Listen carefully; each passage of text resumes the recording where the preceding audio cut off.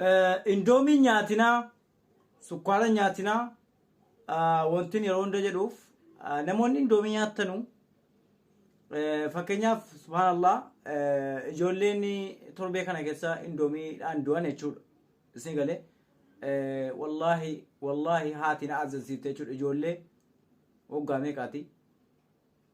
Ijoollee waggaa 10 jechuudha. Uqsum billahi laazim jechuudha. Ijoollee waggaa 10 indoomiidhaan jechuudha. Ijoollee waggaa 12 jechuudha.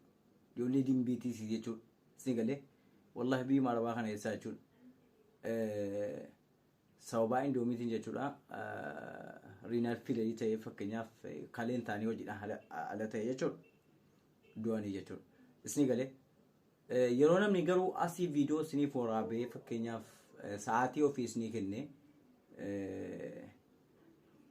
isin akka rabbi akka sababa nu godhe adda baasuun dagatina waan kana maaliif rabbi nama waa haasa'u tokko la abadan waan tokko sababaaf malee hin kaa'u. Nama waa haasa'u tokko sababaaf malee hin kaa'u jechuudha. Isin galee maaliif namni waa haasa'u tokko ergaan rabbi sababa godhee maaliif ergaa nama ergiisaaraa jiru. Kanaaf namoonni indoomii nyaatanu kanaan dura viidiyoo isaa isiniif waraabaan ture. Indoomiin akka nyaatan fayyadne ta'e akka inni dhiibbaa kolesteroolii akkasumas dhiibbaa dhiigaa akkasumas dhiibbaa sukkaaraa isinitti dubbatan ture.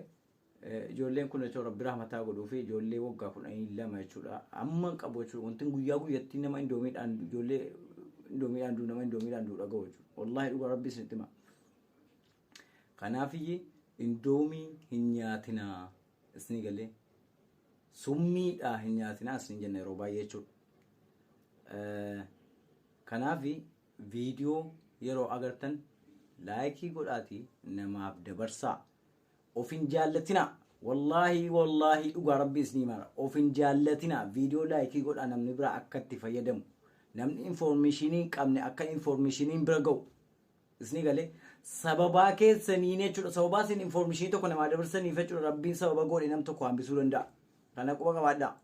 Isin galee ofin jaallatina obboleettii keessaniif informationii ergaa fi viidiyoo yeroo agartan gadi tuqaati akkas gadi tuqaati laayik nama gadi tuqutanii jechuudha.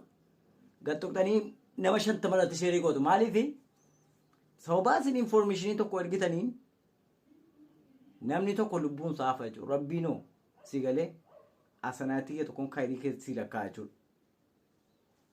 Kanaaf galatooma ulfaadhaan jechuu barbaada. YouTube jala seenaati. YouTube kana subscribe godhaa. Namoonni gara achi keessan garaan keessa isin dhukkubu namoonni marsaalee guu keessanii fakkeenyaaf tarsiimoon isaa karaa dhabu qorichi naachuraanii karaa rabbiin kan laqeen adeemtu achi keessa jira. YouTube kana subscribe gochuu hin dagatina. Seenaati subscribe godhaa.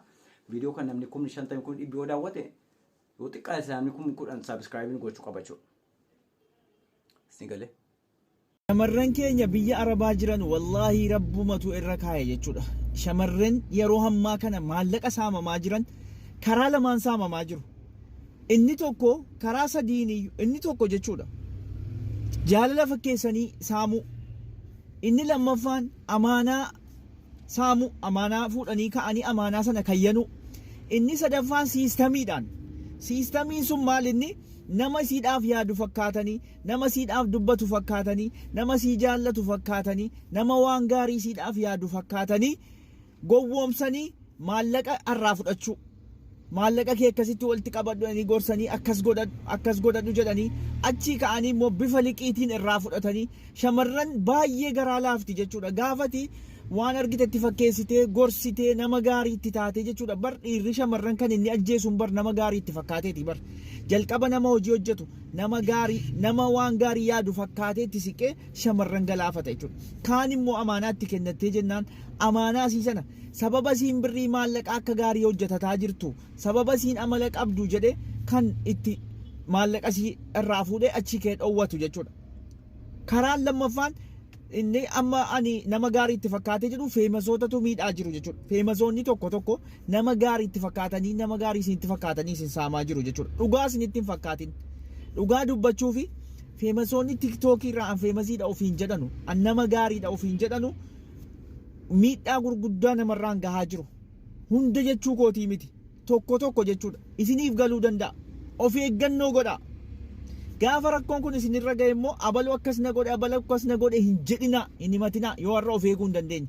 Yoo har'a gorsa Oromoo Giiftar fudhachuu hin dandeenye. Gorsa ani isinitti himu kana yeroo baay'ee akka qoosaatti ilaaltu miti an gorsa cimaan dubbadha jechuudha isinii galee.